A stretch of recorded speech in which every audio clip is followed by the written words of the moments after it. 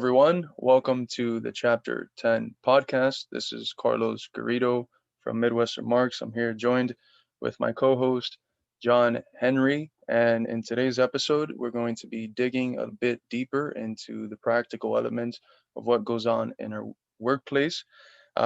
This is a pretty new terrain for me as well. So I'll be closer to the position of what I expect the listener to be at. So I know that for a lot of us that follow the project or that participate in it, this would be some new ground that we'll be touching. So I'm excited to get started, and I'm excited to have you here, John Henry. So where do you think would be a good place to start? Yeah, I think that the place to start, as we mentioned in the previous episode, is the workplace itself. And so um, we sort of discussed why the workplace is important, particularly within the economic and the political project that we both share. But also, uh, we need to we need to understand that the struggle is something that we're entering into, and so we're not starting from the beginning. And in order to enter into a struggle, or if you are getting thrown into a struggle, it's necessary to understand every element that is a variable within that struggle. And that means that within the workplace, the same level of vigor that we give to our studies of theory and academics, we need to also give to our study of the workplace and the industries. And um, that begins with very basic understandings of how to do your job correctly. And once you understand one element of your job, you should begin to piece together how that fits into other elements and understand the functions of the situation that you find yourself in. And I think that should be the overarching message. But then digging into that, I'll use my workplace for an example and sort of go from there. As you mentioned in the previous episode, I work on the railroad itself, and I'm in the maintenance of way craft, which means that I help construct, build, and maintain the track itself. I don't run the trains. I don't sit on. I'm not a conductor and an engineer. That is a separate craft within the industry. Um, but I help maintain the track that those trains run on, and so there's a lot involved within that. And uh, I'll sort of just share my story of how that workplace functions and works. And uh, my analysis is an infantile one, but I think it's necessary that it's going to develop over time. And the same goes for anyone that is attempting to understand and to organize or just take a look at their own workplace and sort of go from there. Um, Yeah, that's where. I think that what you're bringing up, the questions you're bringing up, have historical significance. And just to make it clear, when you refer to infantile, I imagine you're not referring to it in the same sense as like Lenin would describe like opportunist and stuff like that, right? Yeah. But I precisely it's still on we just referenced Lenin, but um, one of the biggest problems he was having at the beginning of the revolution was that, like you mentioned last time, this is not a sexy topic. So it one of the things he constantly emphasized was the need, like you said, to not just engage consistently with theory and with academic discourse, but to also be able to understand even the most elementary things that help a society function, the most elementary things in the workplace, and the details that we hope to get to today and to tie back to a practical reference point, which is the concrete workplace that you've been working at for about 2 years now. So I'm excited to get into it. So where's to start at what would be the starting point um, in the process of the workplace, the hiring process? How does the hiring process work in terms of entering into a trade or industrial work? Yeah. So even prior to the hiring process, there has to be some sort of motivation for one to enter into a workplace, right? Mm, And Marx described that within Wage, Labor, and Capital quite simply as in order not to die. Um, I would say that even Marx understood that human life is much more complex than just not dying. But that might be the root of everything. But entering into a workplace, a person might have any mean or any number of reasons for why they need work or why they enter into the workplace. Most of them is to pay their bills, uh, support a family, and um, make sure that uh, they can live at a level that supports the means in which they live in, and then others, they're forced into certain workplaces because there's no other options for them. Either they're not qualified for other positions, or they just within their geographical area there isn't any. Um, and so I have reasons why I entered into the workplace. I think that at the time that I mean, my motivation has changed, but at the time of entering into the workplace, I needed something to make some money um, for school, to pay for schooling, and it seemed as if that was I applied in multiple different places, most of them within heavy industry, and this just was one that was offered to me. And so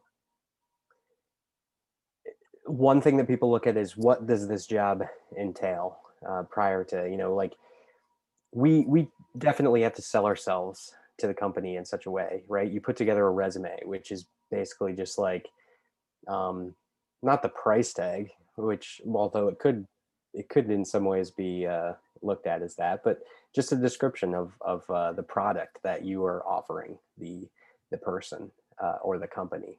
And so that's going to change company to company, job to job, however it looks at. Some companies are going to look at them very quickly. Some companies are going to look at them more in depth and decide if you're going to fit whatever their corporate culture is, or whatever they want to see within an employee. And in my case, um, I I sent this off to a company. Most of the hiring was done through an international uh, sort of managerial, or just kind of aloof individuals who overlooked my resume and so on, and then that was sent to individuals on the local level, and they took a look at it as well, and then they ultimately decided um, if I were to be hired or not. And in my case, I was hired, and going into the workplace, the job description is quite overwhelming at times. You're going to have basically everything and anything listed in that description, and I had to get a physical prior to doing it, and drug tests, and make sure that I was physically fit for the work itself. And within my trade, that fitness test is on the surface very strict. Um, but then it isn't so much as strict in practice. But just to make that brief, it's quite strict, and it's overwhelming if you're an individual who has never worked in an industry in which physical labor is required. Um, I remember seeing a sheet that said every task vigorous, very vigorous, um, the most extreme vigor or vigorosity that there is possible within an industrial workplace. Everything that was listed as the most extreme. And you're exposed to certain elements. Um, I have to do a hearing test every year to make sure that I'm not getting tinnitus or any other losing my hearing in any other way. And obviously, all sorts of tasks go into that, right? They're testing you in order to see if you'll be able to do the work itself. And so the very first thing that was asked of me was to, um, it was very impersonal, and it was done at a much higher level than just the localized managers within the company.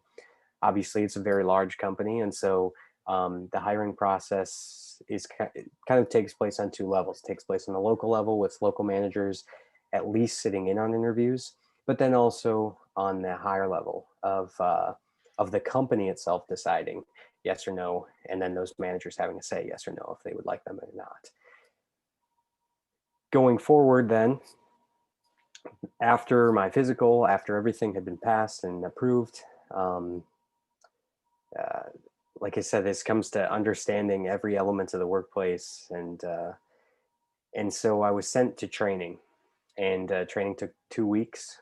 Our training took 2 weeks, the initial training, and so there's a new hire class. Everybody gets sent in on it, and there was different crafts involved. The engineering, the train and engine class, those individuals wouldn't be included within this, but the signal maintainers, those that maintain, well, quite literally, like their job title, that maintain the signals and the positive train control, those elements of the track itself, and those individuals. There was a few of them in my class as well, and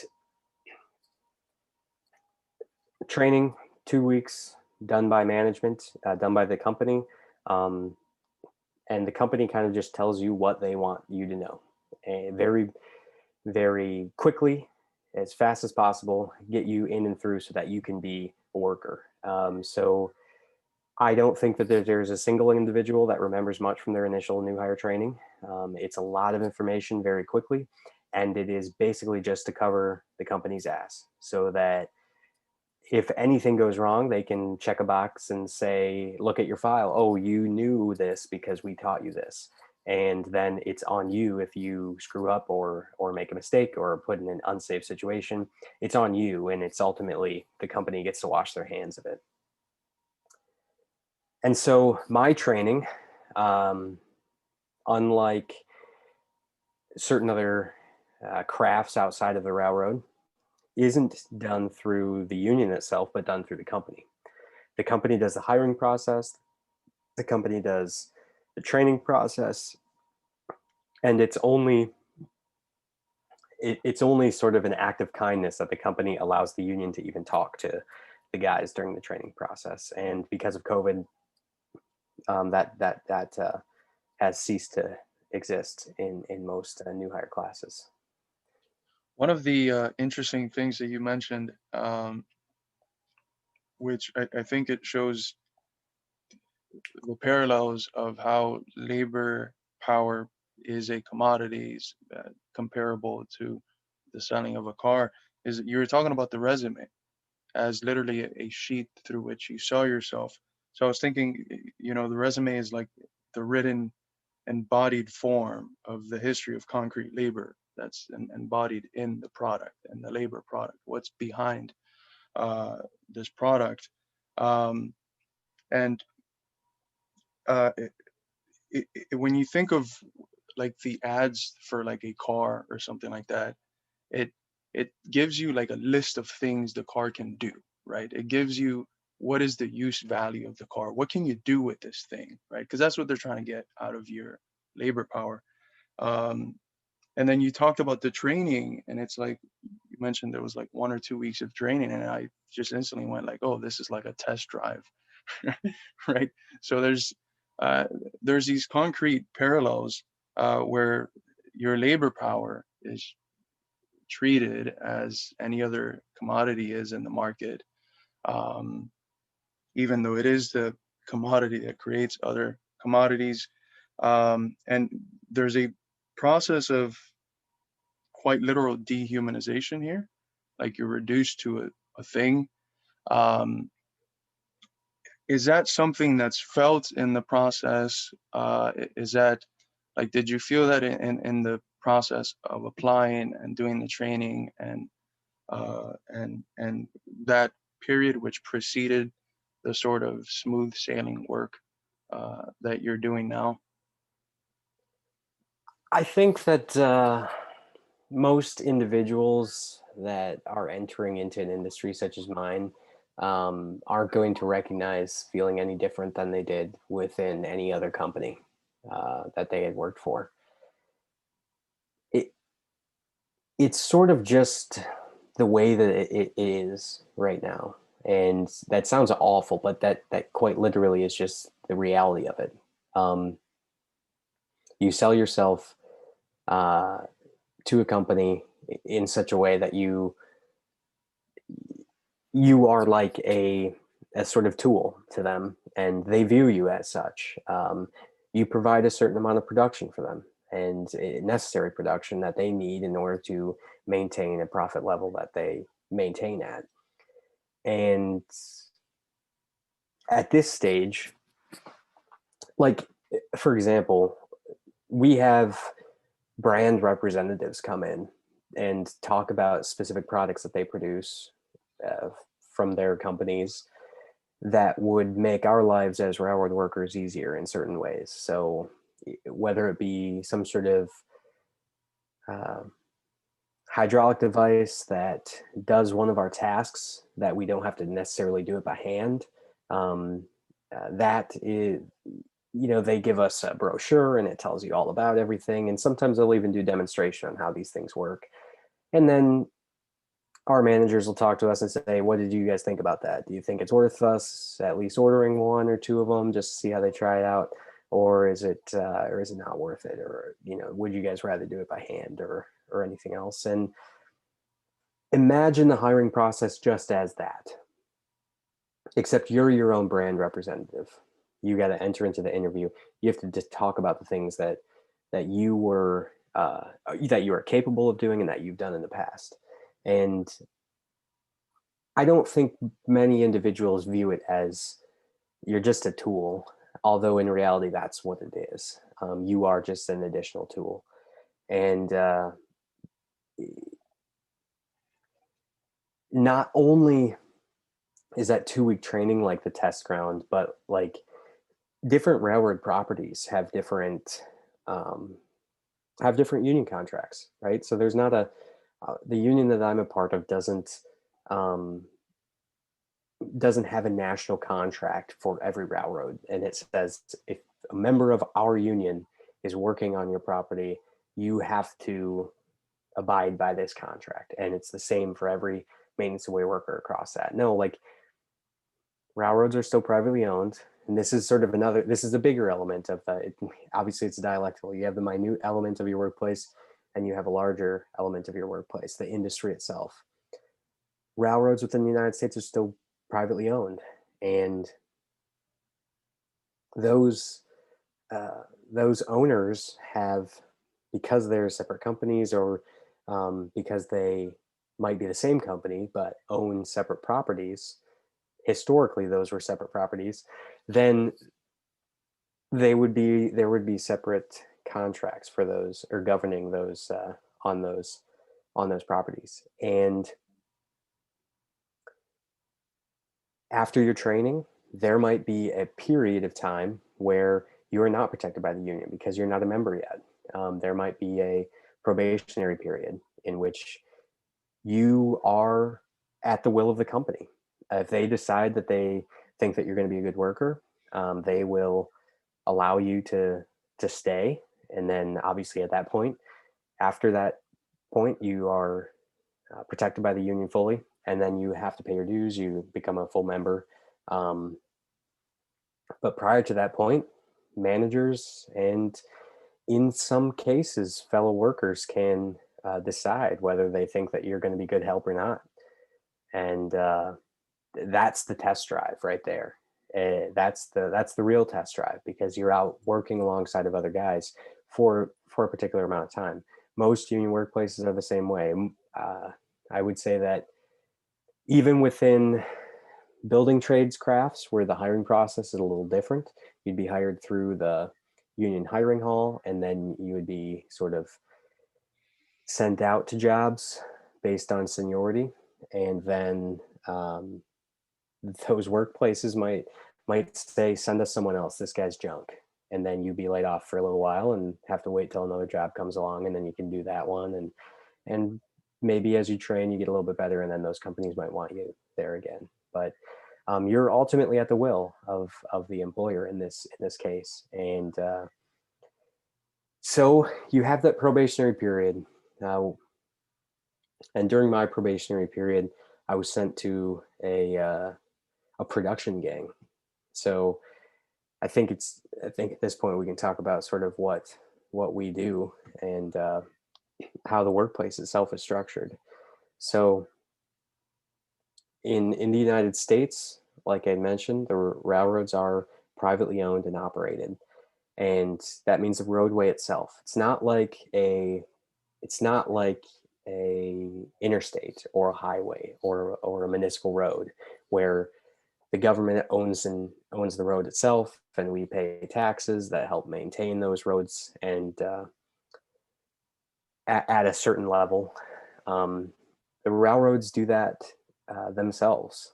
So there is a governing body, the Federal Railroad Administration, which dictates set standards that track has to be maintained at for specific speeds and tonnage, uh,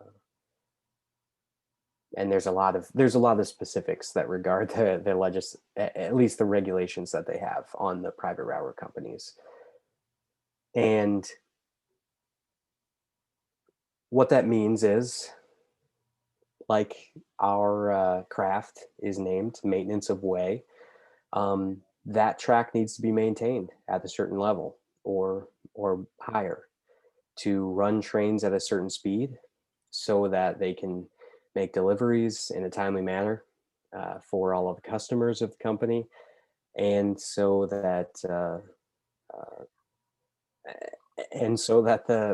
the roadway itself doesn't just disintegrate. Now, within the workplace itself, um, there are headquartered crews, which means that they're based in a specific location, and they're smaller crews, usually 3-man crews, 3 to 4-man crews, depending on the company and the union contract. But these crews are called section crews or section gangs, and they cover a specific territory, and it's their job to maintain that territory, um, basically in good standing. And so the work is constant, right? You have track inspectors who are members of our craft that uh, basically, by FRA standards, have to go out and inspect track and make sure that it's up to a certain level. And if it falls below that, or if they find defects within the track just caused by general wear and tear, or otherwise, acts of God or something like that, they have to mark those up. And then the section gangs, they go out and they fix those defects, fix those small things on the track. But ultimately, rail is made out of steel, right? And uh, curves, massive tonnage, long trains, that wears steel out. It flows like a liquid after time, and time and time and time, and hundreds and thousands of pounds, millions of pounds of force over time will um, will wear rail down, and that rail needs to be replaced in large sections. And that's where the production gang comes in. So production gangs, they can, depending on the railroad, there can be basically a big variance in size, from small production crews that just do 1 or 2 specific things to very large production crews that replace entire rail sections. And when I had started, I was placed on a rail gang production crew. They're referred to as gangs because they travel around, and they take out large sections of rail and put in large sections of rail. And so there's all sorts of machines involved in that process. And so as soon as I left training on a Friday, I was sent the name of my manager, and I had to contact him and tell him I was out of training, and he was going to send me the location of where to go. And I didn't hear from him over the weekend until Sunday, about midday. He pin dropped me a location and told me a hotel. And so packed my bags that day. And on Sunday, I traveled to this location or to the hotel and checked in. My name was on the list, and I saw a list of like 30 some guys on it as well. And then that was it. I was that was where I was staying for the night. The next morning, I knew that I had to get up and be at the location at a specific time. And so woke up, got in my car, drove to the location, and then cars started to show up. And then a gang van showed up. And then ultimately in the morning, we held a job briefing with our foreman, who is our foreman on in the maintenance of Waycraft are union. So they're not managers. They're sort of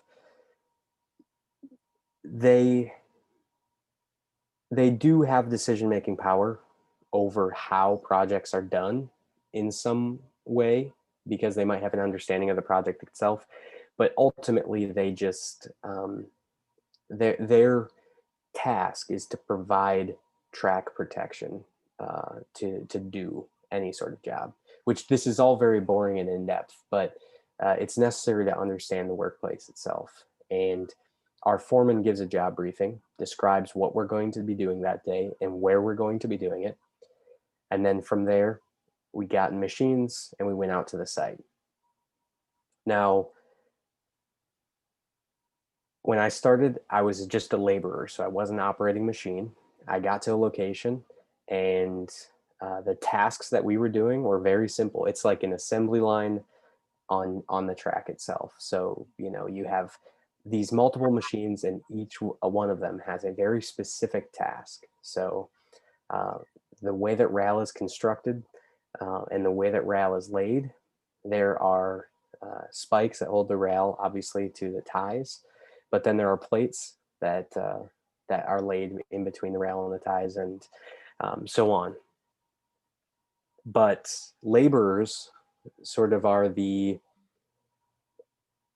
lubrication within the process. So there are some tasks that machines at this point cannot do, and laborers have to fill that task. And some of them are very monotonous and labor intensive. So, for example, flipping plates from one side of the rail to the other, constant motion for a couple miles a day. You're walking on the tracks, and then at the very end of the gang, you're on quality control, right? So just like in a factory, when that commodity is finally coming out on the line to get packaged, there are individuals that have to pick out defects within that. And as we go down the track and quality control, we call it QC, we have spike mauls in our hand, right? Like elongated sledgehammers are what they are, because most people don't call sledgehammers mauls.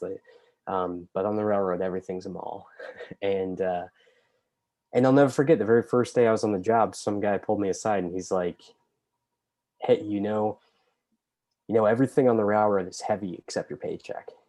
And there's just little quirks like that. But it wasn't very long on the production gang that I knew that the workplace was a lot different than other workplaces. There was a toughness about the individuals that didn't exist in other workplaces in the same way. There was a level of militancy, and I only use that because it has socialist connotations, but of natural militancy against both the company and the management. And I make a separation there, which I'll hopefully get into. And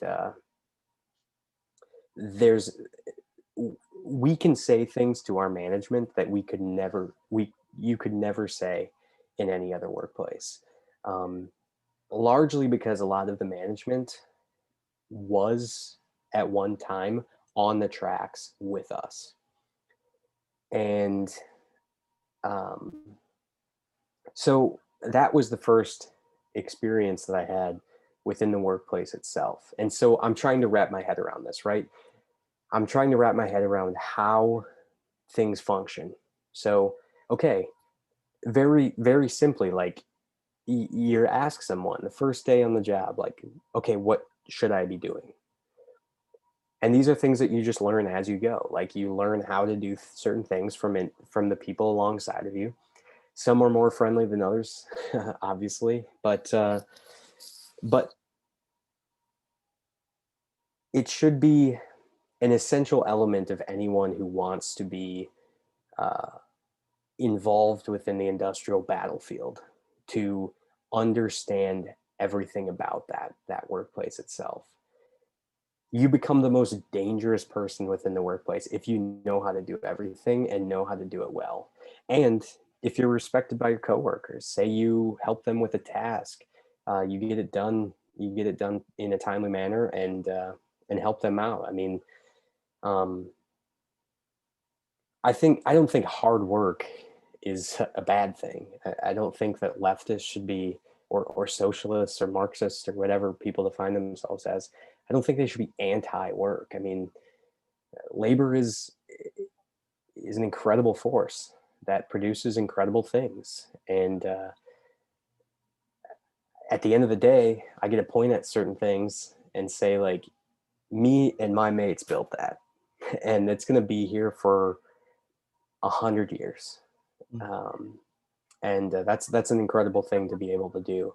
But that's the product that a production gang produces. Is they they do larger. They actually upgrade the rail, so they don't just maintain it at the level that it currently is at by putting in rail that's very similar in small sections. They actually upgrade large sections of rail, and so that's where the production happens. Now, it just so happens that gangs have, uh, they're kind of the realm of misfits. And I mean that in the most loving sense, that because of the nature of the job, constantly away from home, constantly traveling, um, within the workplace itself, very, very specific set of skills, either how to run a specific machine, how to maintain that specific machine, or and day in day out the very same thing. Nothing really changes. um, you're told in your job briefing in the morning certain specifics about the task itself that will be different. So depending on the curve, will depend on spike pattern and the amount of spikes are put in on that side. So there are minute changes day in and day out, but for the most part, it's very, very much an assembly line on the rail. And so that's sort of the thing that we produce, and the way it's structured is very much the same on most railroads within the United States. There might be different positions, and so, like I said, there's different union contracts that govern workplace dynamics. Um, and ultimately, the railroad would be a much different place without those union contracts, right? Uh, the structure of it would be much more like um, kind of a hiring and day in and day out type deal. And positions wouldn't be based upon seniority, but might be given out based on favorability upon managers. And so older individuals that might be just like a worn out spike mall, since we were talking about individuals in relation to being tools previously, they'd be thrown out, just like our used tools are.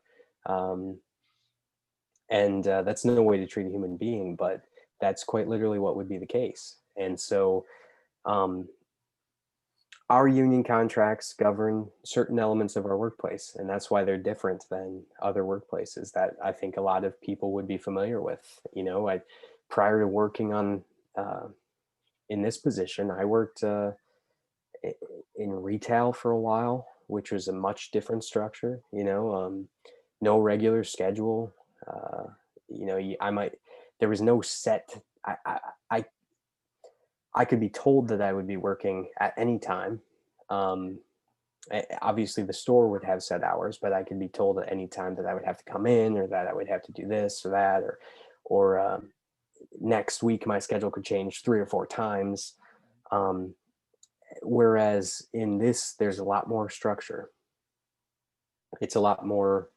Yeah, go ahead. Well, in relation to that, just to clear it up and make it into a question before you go into the analysis of it, um, I think one of the things that the listener might be asking himself is, well, what makes what you're talking about, your description of your process of going into the workplace and everything that's going on, what are the points of commensurability for other productive industries in the U.S.? Where is the process that your experience that you're giving us now? Where does it become similar with other processes of people working in similar industries across the United States? Is it something that's just in real? Is it something that is just in your specific company that you're dealing with? Um, to what extent, what are the limitations of the experience that you're addressing, first in relation to rail, then in relation to productive industry at large, and then in relation to work? Because you have, like you said, worked in retail. I know you've also worked in other spheres as well. So, how does your experience in productive work and railroad measure up and compare to those other three spheres? I would say that um, union workplaces, particularly within industrial workplaces, and by that I mean unions that represent more than one very specific craft. Um, there would be positions offered to members of that union, uh, and they would be able to bid on them based upon seniority. That's something that's quite universal within industrial workplaces, whether they be factories or sort of plant, anything that would produce a product. I think the building trades would be a little bit different because building trades are much more craft specific. And so there aren't necessarily other positions. Yes, there are different jobs. Like you could decide if you wanted to work this certain job for these many months of the year, or stay local at a certain job in a specific place for however long you'd like to. But although there are craft unions within the railroad, right? There's like 14 different unions that represent railroad employees within the United States. And a lot of those are separated on craft lines, right? So like the trainmen, the guys who actually run the trains, the engineers and conductors, those guys are represented by a different union. And then the Brotherhood of Railway Signalmen, so the signal maintainers themselves, they're represented by their own union as well. And so there's still craft separations. But within my craft, maintenance of way, there are still different positions. And so when I'm hired, I'm put into a pool of all the other workers on the maintenance of way on the property. And to this pool is offered all the maintenance of way positions on that property. So if they're filled or not filled. So every week we get a list of all the positions that are open. And we can, if we fill the qualifications for that specific position, bid for that job. We don't have to put in a new application for the company. We just put a bid in. We fill out a sheet and it says, I want to do this job. And so there can be a lot of movement, right? And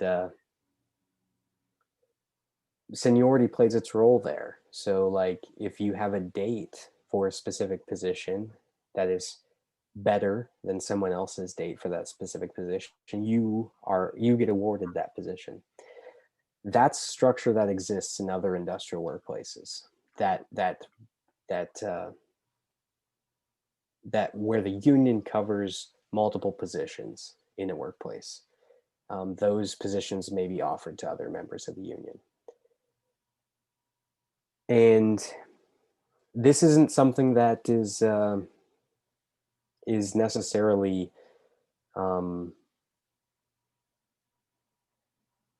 this isn't something that exists really outside of of these sort of workplaces, of industrial workplaces. Most workplaces, you take the position that you're offered, and maybe someone higher up decides that, oh, you should do this instead, or we're going to offer this position to you. Or say that that workplace has a job opening in management, you apply for that. And so I think that's one of the biggest elements that's different between the work that I do now and the work that I did previously. It's like, if I don't like the job that I'm currently in right now, I can just bid to a different position. And I can do totally different work, right? Like I was on a production gang, and then I was on section crews, and then I was on welding crews, and then I was on. There's something different all the time. You can always bid to something else if you don't like it. But and obviously that changes a little bit if all the positions are full, right? If they aren't hiring any more guys to fill positions, or they're not putting more positions out, or they're, taking positions away from us and giving them to contractors, then that's a pretty big deal. And so that's a huge difference. But yeah, that's just an element of the workplace that's different. And it's something that a lot of people that have never been involved with that stuff have never really, they don't necessarily understand it right away, but it's quite a simple idea, that the union represents workers that do these tasks. And if there's a task open, that is offered up to everybody that is a member of that union within that particular area. And they would have choice over it. And those that are the most senior employees for that position, those individuals, if they so choose, would be offered that position or awarded that position ahead of those with less seniority within those positions. So if that helps Yeah, answer yeah, your question. I think it does. One of the things that you mentioned that I want to go back to examine, there was a few things you mentioned in the first longer section of what you were talking about that I want to hopefully touch on. But one of the things you mentioned was in relationship to hard work. And specifically, one of the things you said was that the left doesn't really like hard work and that there's something dignified in work.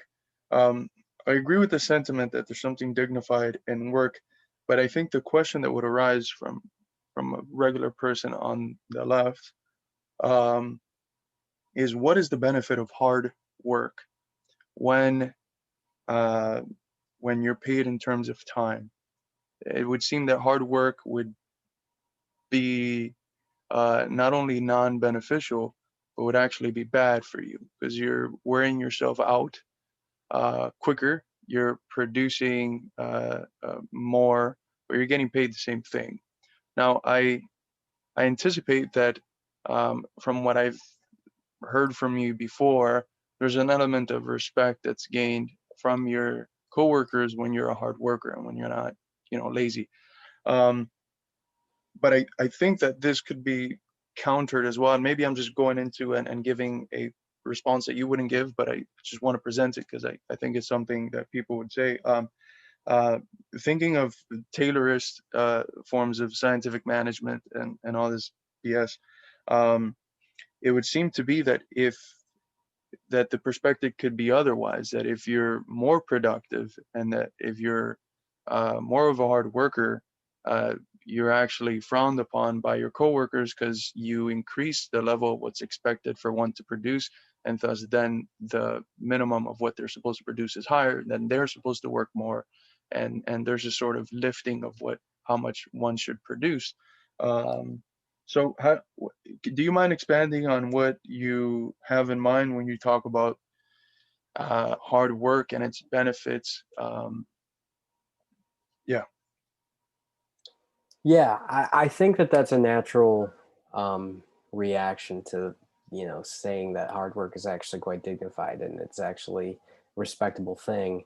Um, I'm never going to go above and beyond for the company, right? Like, I'm not going to give them my time. I'm not going to increase production in such a way that it's going to force my coworkers to have to increase their production in such a way. Now, everything we do out here is a team, right? Mhm. And so you never want to be a drain on that. I mean, just think of, I, I look at like sports teams, right? When I used to play sports, the kids that were lazy and like didn't do their best in practice, it's, you never had to go above and beyond, right? Like, but pull your weight. I mean, Mhm. I think that that's something that a lot of people don't necessarily think is important because people are used to just looking out for themselves. And um, it's very harmful to any sort of collective unit to have individuals like that where they look out for themselves and they'll say like, well, if you're going to do it, I guess I won't. Or that's one thing. And then I don't think that that's commensurable with saying like, oh yeah, I'm just going to work as hard as possible, wear myself out as hard as possible. No, I think that there's an element of realism that plays into that, where you have to be like, I mean, I enjoy doing the work that I do, right? I want to be compensated fairly for that, for what I produce. I like producing, right? Like, I'm interested in those things. I'm satisfied when I do it. I want my fair share of that, though, Mhm. and and I think that's how most workers are going to view it. Is um, we have no problem helping you out, you know, producing in such a way that we can be proud of the production that we've done. Like, I don't know. I think that a lot of the arguments about not being a hard worker, like trying to not um, not pull your weight, I think a lot of the arguments that you hear about like luxury space communism and stuff like that are just from people who are lazy and don't pull their weight. I mean, I'll be completely honest about that. I think that those individuals, either they've never worked in a workplace in which they've had to collectively produce, or they have some fantasy about the productive process and what technology can do for us, right? Like they have this, those individuals, there are things that technology can do to aid us in our workplace, but there's also a hell of a lot of things that technology at this point cannot do, and that must be done by us. And I'm a member of a union. That union covers a specific craft with on railroads. I want to take complete ownership of that craft. I want our union to take complete ownership of that craft. That means that anybody who does what we do and steps foot on railroad property should be a member of our union. And we talked about sort of the microscopic element of the workplace and how it's structured, right? Like we have our unionized workforce, and then we have a management level, a lower level management, and then middle level management and higher level management. And then the company is so large that they have a lot of management positions in metropolitan areas in which they're located that handle all sort of administrative work and all sort of different elements, human resources, labor relations, um, employee services, benefits teams, all sorts of different elements that are all management positions. None of those exist without our craft. And our craft doesn't exist without the train craft, and the train craft doesn't exist without our craft, right? If there's no rails for them to run on, they can't run trains. And obviously, if there's no trains, then what's the point of building rails? And so we all work as a team. Now, our strength comes from not just slowing down production for that sake, right? Because we want to, at some level, we want further investment into our craft from the company, right? Like we need to bargain for more money for our craft and our employees. At some level, that means that we, like we have to do in our resumes, have to sell ourselves. We have to make ourselves look good. That doesn't mean that we increase production exponentially and that we kill ourselves. But that means that we take pride in the work we do. We pull our weight. And at that point, like I mentioned about understanding every element of your workplace and trying to learn how every piece fits together, at the point that you understand that you've done that work, that's where you have the most possible strength, is you recognize your worth. You recognize the things that you provide as a worker to a specific company. And once you know that, and you can say to the company, yeah, we do this day in and day out, but we can take it away from you. And we can take it away from you. And if we do that, what are you left with? That's a sort of analysis that isn't offered anywhere else other than the trade union movement itself. But what's necessary to understand is that within our workplace, right, our union is just like another element of the workplace that you have to understand, or at least that you should try to understand. If you're a socialist or a Marxist, it plays a role within the workplace, just as learning how to do the specific job task that you have. And then fitting all those pieces together is what's necessary. That's like I mentioned at the beginning of the podcast, is we need to apply the same level of vigor to our workplaces of studious vigor, or that's a word that's sort of cancel each other out, but of studiousness. We need to apply that to workplaces. And yes, okay, very simplistic analyses of workplaces have come out of the left and the socialists and Marxists within the past even a few months, right? Like just company versus workers. Okay, that's a rudimentary analysis of the situation. But let's learn the specifics so that the language that we speak is the same as the language that workers speak on the ground. Mhm. And so you have to understand all of the elements, all of the specifics in order to have a meaningful grasp of the situation.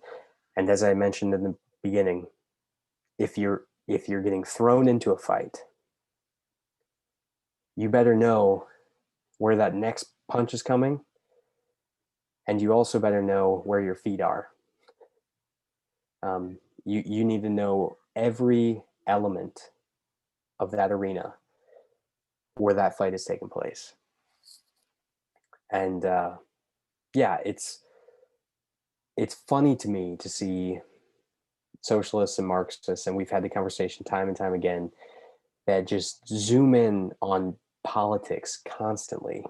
And meanwhile, day in and day out, all of the things that I described about my specific workplace are happening in most urban places across the country, and rural places, right? Railroads don't just exist in big cities. Mhm. They connect large swaths of this country industrially. And so you have men and women going in and out of workplaces, dealing with uh,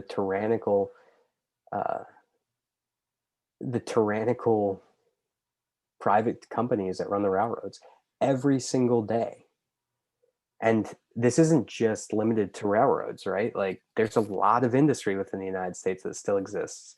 And day in and day out, workers are going to work and having to deal with companies running rampant over their daily lives, right? Like I could get called at any moment to go back to work right now, and I wouldn't be in a position really to say no. And for most of the guys that work on my property, they're in the same boat. I mean, ultimately, we we are subservient to the company in such a way that we really cannot say no. Um, at some point, I hope that we can, but at this point, we can't. And that's a level of struggle just in a small area that we have to overcome. But as we mentioned in the previous episode, it seems ludicrous to say, oh, we can make all these political demands, right? Like companies are large, some of them are very large, but the political realm is much larger. And we don't even win battles in our workplace, right? Like I can't even get everybody to read their union contract and to understand it.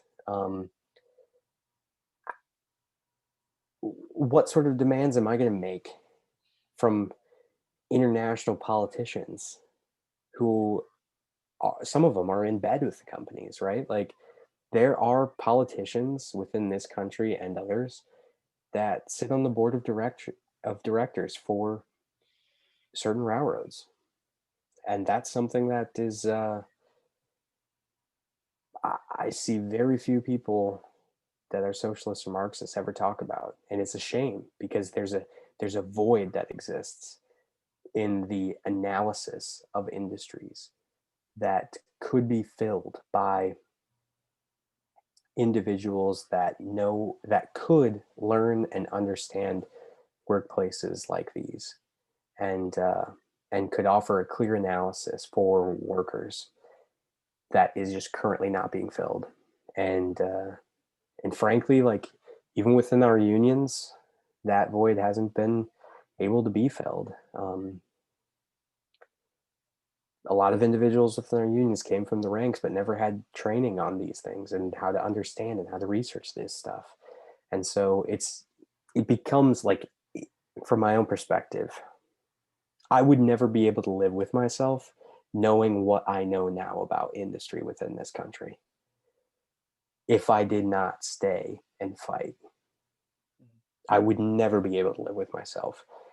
And I don't know if that's an attitude or if I can express that to a lot of people, but that is how I feel about the situation. It's quite interesting. Yeah,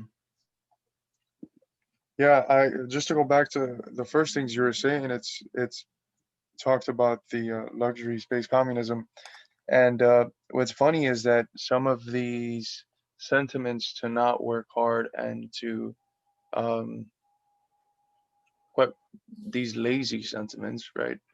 I don't know any other way to conceptualize it.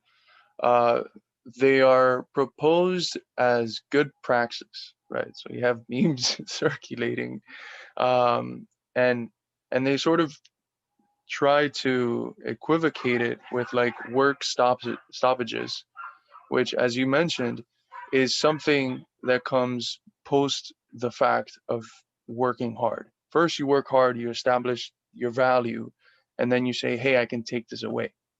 Um, so I just wanted to clear that up. I thought it was important. You mentioned it. One of the things you mentioned earlier um, is worker militancy and a sort of organic worker militancy that you find in your workplace in rail.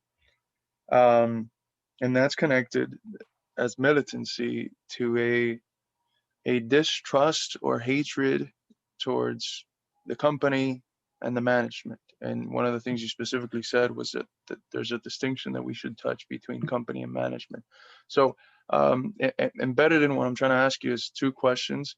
Expand on why do you think it's necessary to make that distinction, um, and also expand on why, if you feel like there's this organic sort of militancy, why aren't more folks uh, in your industry like organizing for socialism? Like, what? How can we get these forms of militancy uh, to take more, I guess, revolutionary forms, more socialistic forms, beyond just caring of about immediate interest?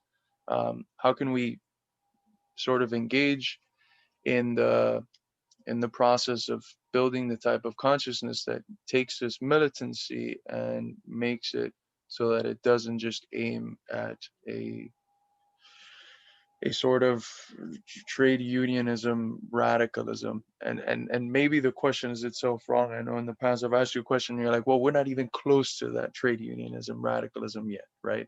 So why are we even thinking beyond that? So um, perhaps the question wasn't phrased in the best way, but I think you know what I'm trying to ask with both of them. So Yeah, I think the first thing, so I maybe ranted on too much about the micro elements of my workplace and like just what we do day in and day out. But the distinction between the management and company is, I think, an essential way, an essential, I can only say distinction within our modern day uh, mode of production, within capitalism as it exists today.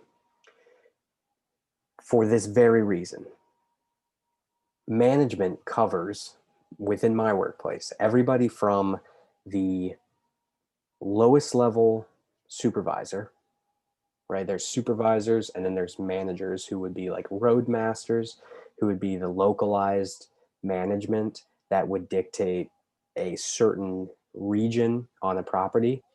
They would oversee the section crews, the welding crews on that territory, surfacing crews. They would oversee that specific region or that territory. Those are roadmasters. Those are like low level managers.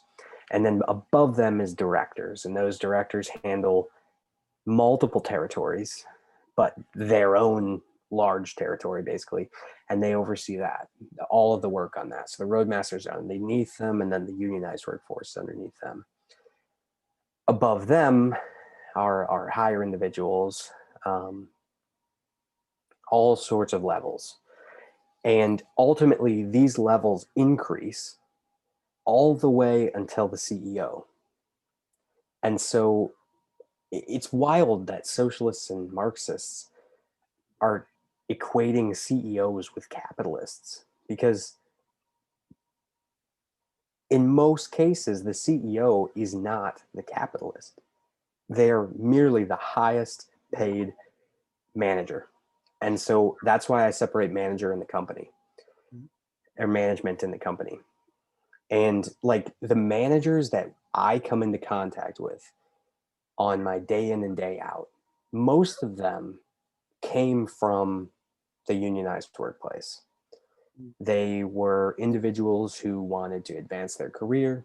Most of them were just yes men, or they saw it as a way for them to get off of the tracks, not do as much physical labor, but make more money. And so they applied for those positions, right? Like management positions aren't offered to the unionized employees. You have to apply for them outside of that, uh, outside of like the bulletin positions for the union, because they aren't union, obviously. The company itself is owned by, within the rail industry, is owned by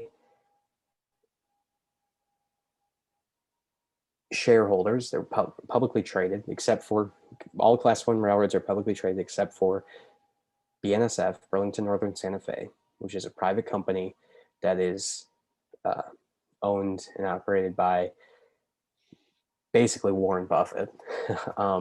and But for all the publicly traded class 1 railroads, which are just the large railroads that operate over a certain amount of tonnage and create a certain amount of revenue each year, those railroads are publicly traded and owned by the majority shareholders of each are hedge funds that are usually operated by some of the largest banks, managers at some of the larger banks within the whole world, right? So there's a lot of international money that own a lot of American railroads, which, if you ask me, is pretty screwed up. But the companies, the real capitalists within this are sort of like a blob that exists. They just clearly make the profit. They quite clearly just get their dividend checked. And managers are just those that attempt to make that dividend check better. I think that that's a very simplistic description, but I think that it's quite accurate. And that distinction is necessary because the company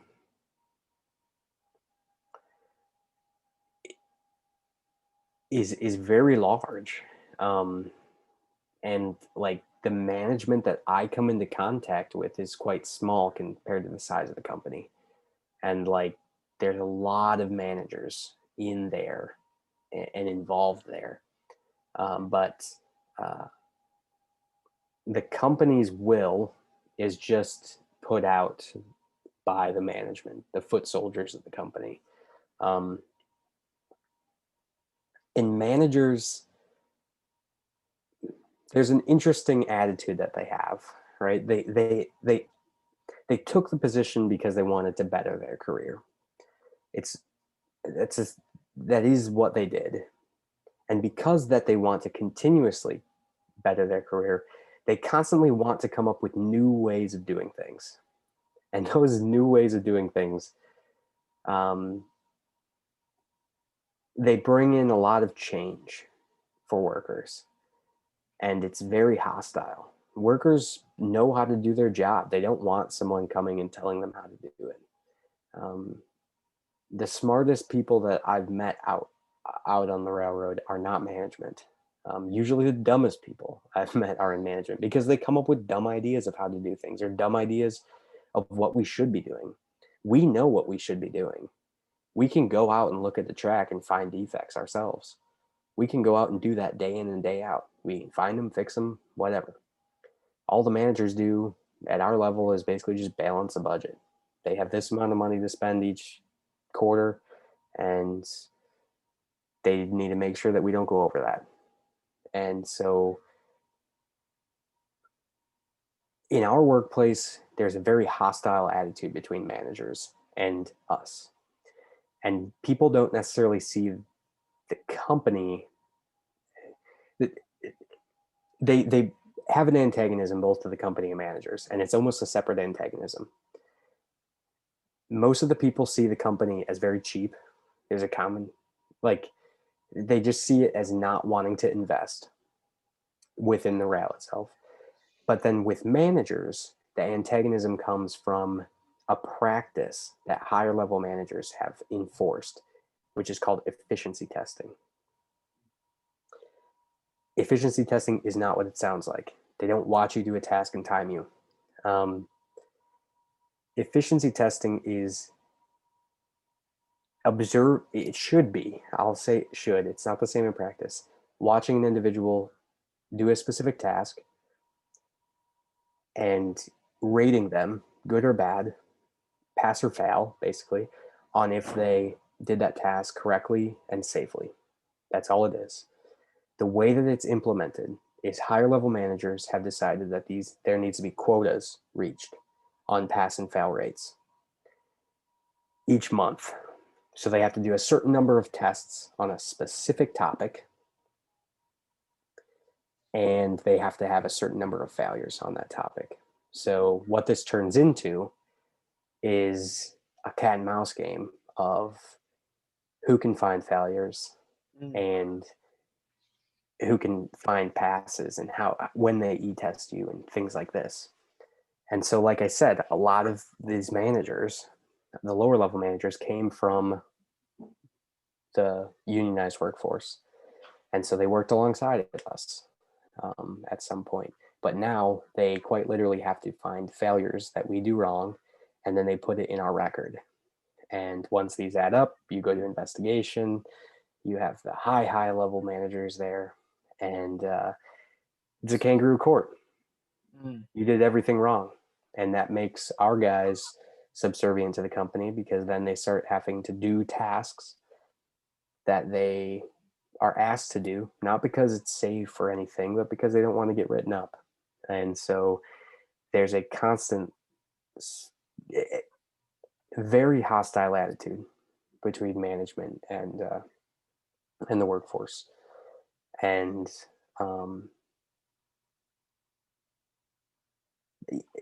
element that I would like to know more about is if say shareholders know about this practice, if they've looked at the balance books and said, oh yeah, maybe this way of doing things actually doesn't help us financially, because we keep firing guys and we have to hire guys and then spend all that money training them again, and then we fire those guys because they did things wrong, and then it's an odd process. But that's an element of the workplace that we just have to deal with.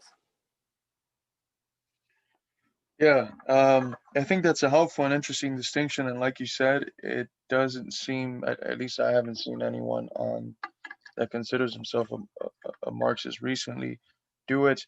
And I think it's an important distinction.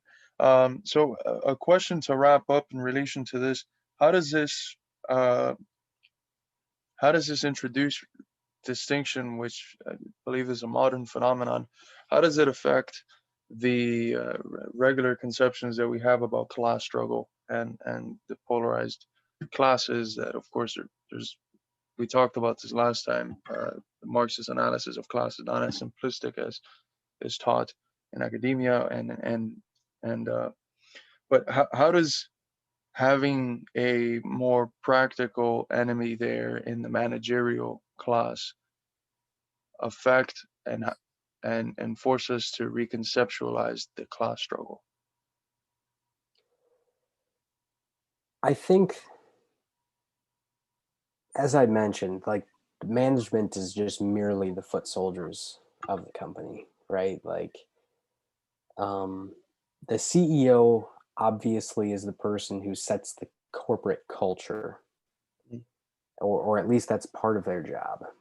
And so they ultimately dictate how things are run, but they are also subservient to a board of directors, and those board of directors are also, they all ultimately have to answer to shareholders. So if a CEO is running a corporate culture of basically just letting things happen, I would say, like, just very loose corporate culture, and allowing for certain things, like if the production and the operating ratio, which is a way that railroads determine how much money they're making on the dollar. If it's falling, like obviously they're going to get rid of that person that has a corporate culture of that. So, like I said, they're just the foot soldiers. But like these foot soldiers are ultimately share a ton of like liberal social values with leftists, and it's quite astonishing to witness it, right? Like they are all about diversifying the ranks of management, and they're all about like creating conversations, and like they have all these managers that write like all these bullshit letters that we get in the mail, and like that they share on like our company's website and stuff, just about nonsense. I mean, all of it is a show, and liberals and a lot of leftists alike partake in this show, and it's antagonistic to workers. um, and so it's when it comes to class struggle, I think that most workers within a workplace such as mine, it's clear who their enemy is and when. Um,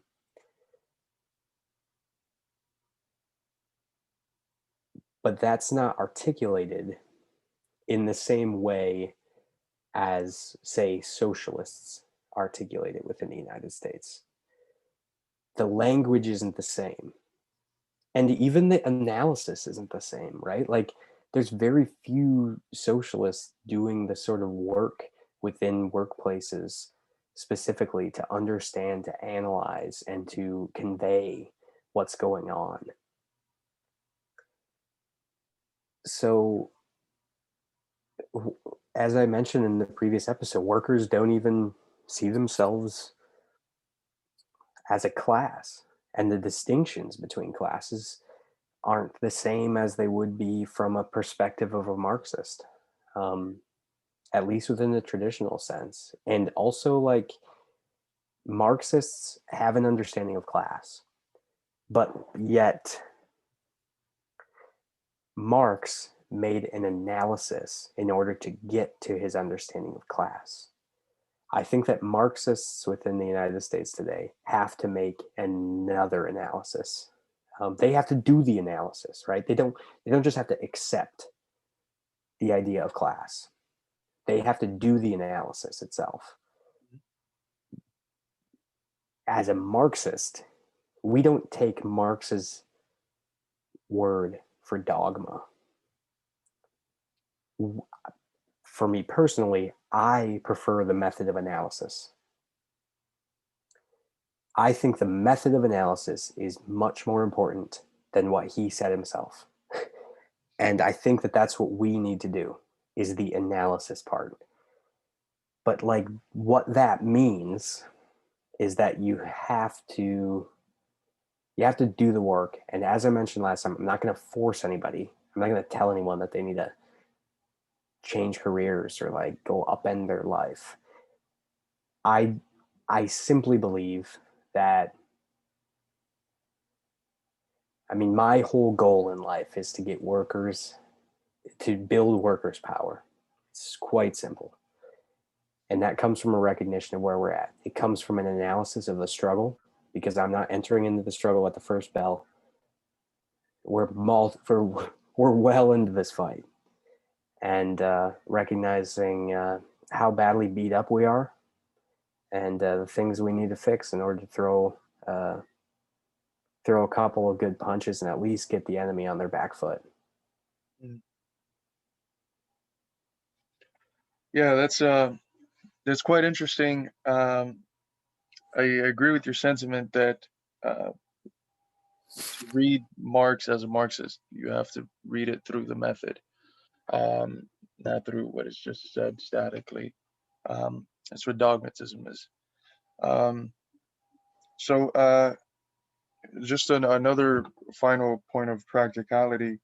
To participate in this analysis, um, how do you go about, or maybe this could be just a pivot to what the next discussion could be about, but maybe thinking of how to concretely participate in this and that. Does it require one to be within the industry? Um, I reckon the answer is no. Marx and Engels did it, and they were outside. So more concretely, like how do you even get access to participating in this analysis if you want to say do it from the outside? It's a good question.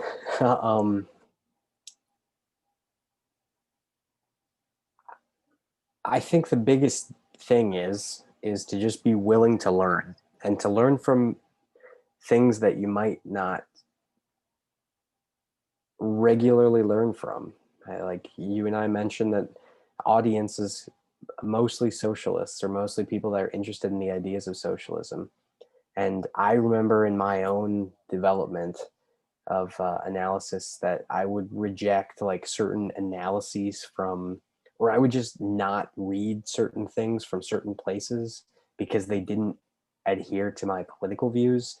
I think that that's the wrong take. I think that we need to be learning from every element and understand, like, okay, there isn't someone writing an analysis that is going to fit my political views currently. So like I'm going to have to read or experience things that I'm not necessarily comfortable with doing. Mhm. That all fits into what you're talking about of trying to build an analysis or do an analysis from the outside. Like within my industry, there are like industry journals that exist.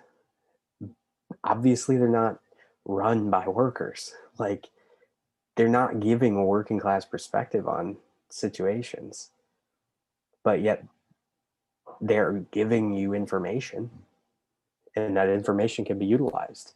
Um, and it can be utilized to make an analysis. It can be used to gauge where the railroads sit on issues, what they want to see.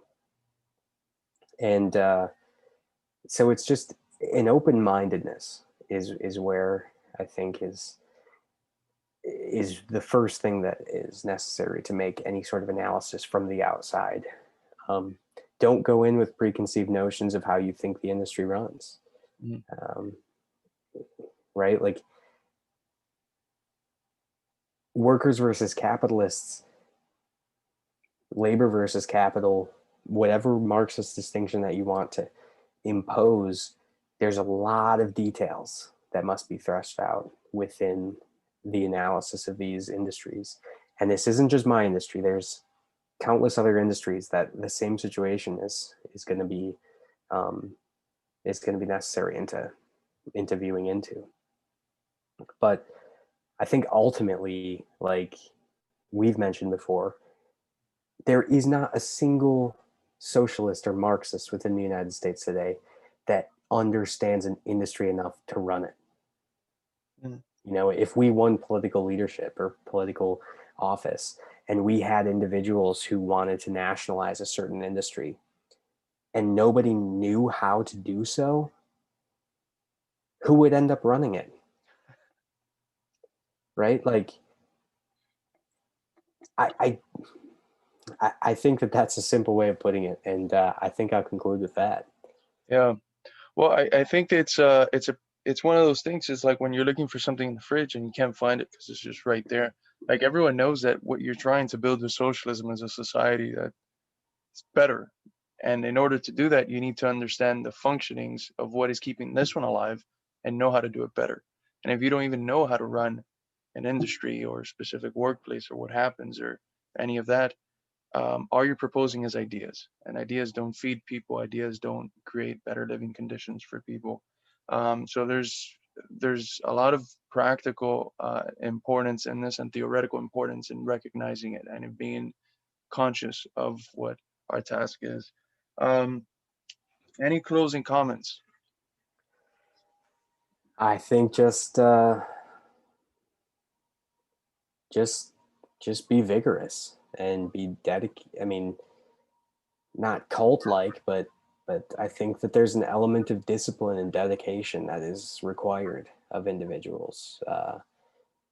And um, I know this was probably a boring episode for a lot of people, but uh, I hope that it inspires people to do an analysis of their own place and to take a back seat, right? Like I think so many people are so willing to offer their opinion on matters, and they might not necessarily have all the details of the situation, and it's a turnoff for a lot of people, right? Like I don't like talking to a lot of socialists. Um, because they all have opinions, and we know the old sayings, opinions are like assholes. Like that's that's true. um, and so sit back, listen, and observe, and you'll learn a lot, and then your ideas might be shaped in different ways than you might imagine. But it's necessary, it's absolutely necessary, if anyone is serious about socialism or serious about um, class struggle, to engage with these analyses and to sit back and observe. Absolutely. Thank you to everyone who made it this far. I hope you. Thank you to like three of you. No. Yeah. Uh, I hope you learned quite a bit. I know I did. It's always a pleasure talking with you, John. Um, so yeah, the project is it should be releasing our print journal of American Socialist Studies within the next couple weeks. It's the first project that I've ever heard of. I think I googled it a while back, and I never saw anything that was done like it before. But it's a project that tries to reflect the positive history of struggle in the United States, whether it's theoretical or practical. So it's something quite unique being done. It's it's a theoretical world historic shift in American socialism, specifically in our time that we have a sort of socialism in the U.S. that really hates the country, and how you expect to have a working class follow you as a vanguard when you hate the country. I don't know how you conceive of those two things together, but um, yes, we have that coming out pretty soon, and we also just aired today a new project that might be of interest to the listener, which deals with trips that are being taken to historical sites where there have been utopian socialist or communist communities in the US, and that detail these trips within the form of a narrative, and that talk about the historical events, the theory behind it, that bring it back to the point of its commensurability to Marxist theory and its pertinence and contextual importance with the class struggle today as Marxists. So thank you for listening to the second episode of the Chapter 10 podcast, and we will catch you next time.